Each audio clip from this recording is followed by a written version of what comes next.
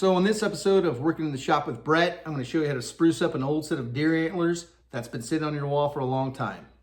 Let's get started. All that you need to have to do this is to have a wide brush, make sure it's fluffy, and then also a small detailed brush, wood stain, paper towels, and gloves if you're messy.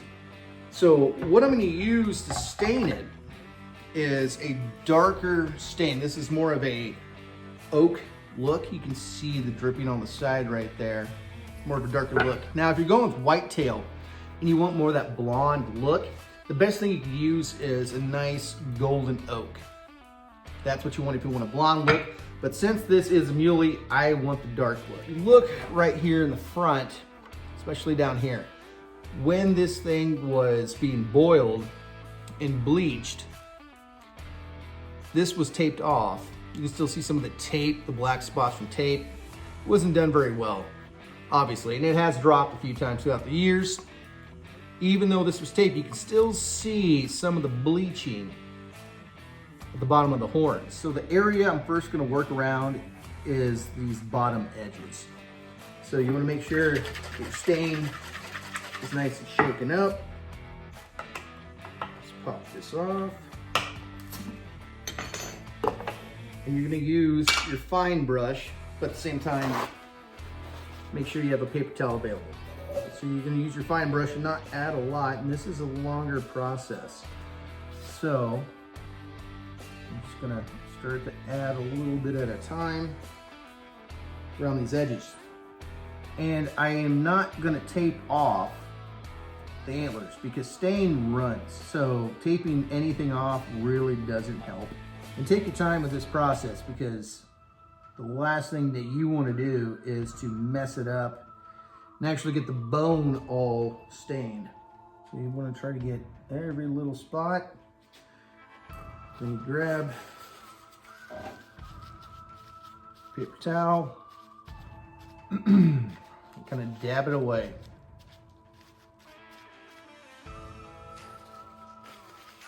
If something looks a little too dark for you, just dab it away again.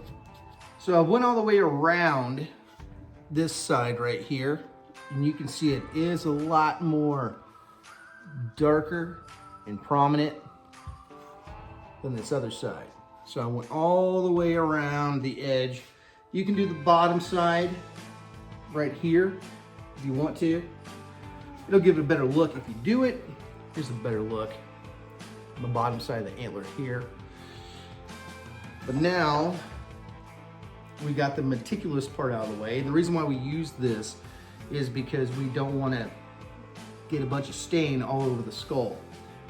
So we're going to do the rest of this antler. And one thing I will mention, if you want things to be darker down here, after you stain it and you wipe it away, just add a little more stain. So I'm gonna add, just going with this brush, just go from that point I stained, I'm just gonna bring it up. And make sure you don't splash, because if you splash, you'll get all over, of course, the skull. This skull is kind of in disarray, and it will be turned into a full shoulder mount at some point. But for video purposes, we're gonna use it for this video. Now, if you want to beforehand, you can scrub the antler down.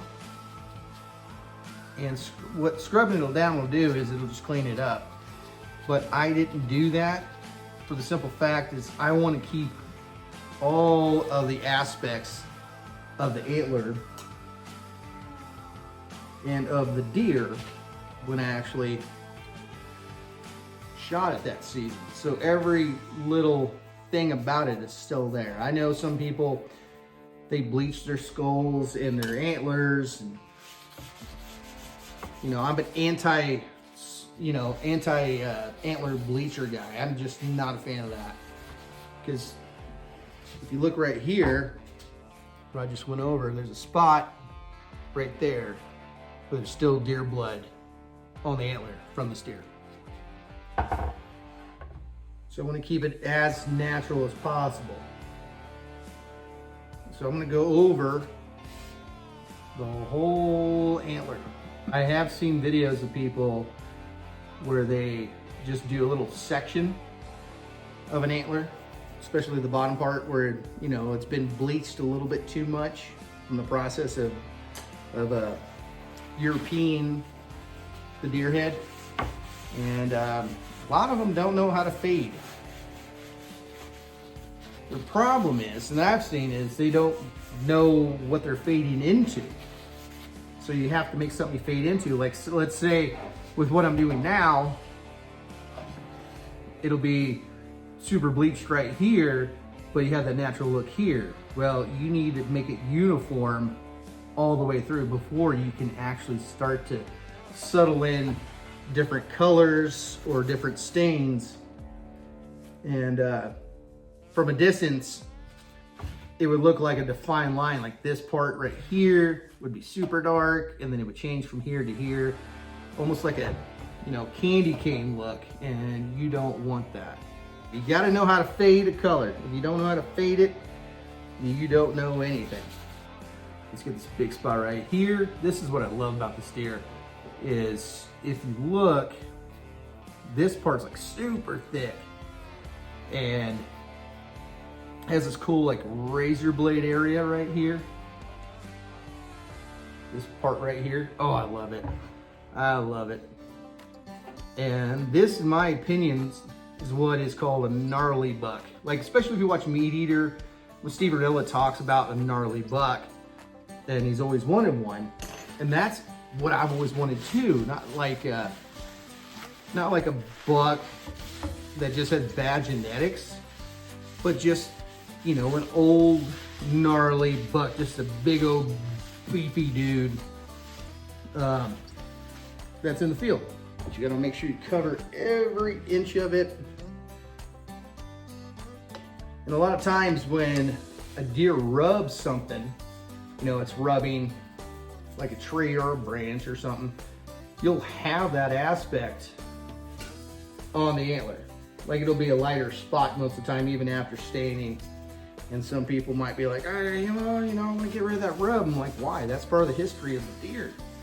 And try not to touch the skull when you're doing this, because if you touch the skull, you'll get that all stained up. In stain in general, just whatever it can soak up, it'll soak up.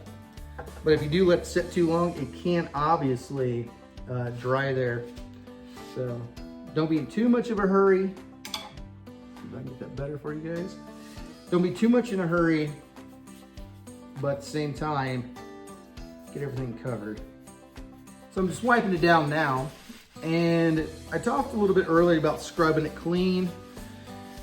And I'll show you in just a second why I don't do that. Another good example.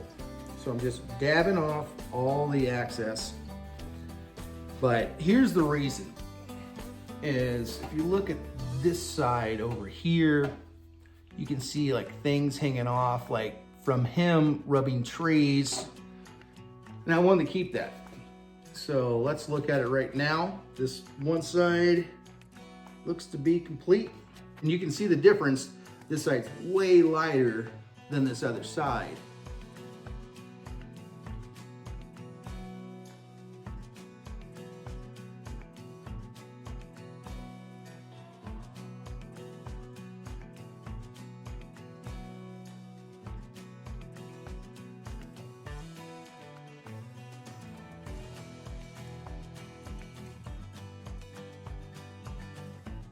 So I went ahead and finished the other side, as you can see. You can see that this has way, way more life to it again after the stain job. Now you want to let it dry overnight. And I am not going to seal it up or anything like that. Just let it dry and just make sure you keep it in a less dusty area, because you don't want dust to settle on this. But let's go from this side and look at this side. Way more prominent, way better looking. And if this is something you like, give me a like and subscribe, please. It helps out the channel. And on one of the next videos, I'm going to show you how to do an antler that has been bleached in the sun for well over a year, and how to fix that problem. So until next time, God bless you. And remember, everything that you hunt is a gift from God, and give him thanks and praise every single time that you harvest something from the field. And again, thank you. God bless.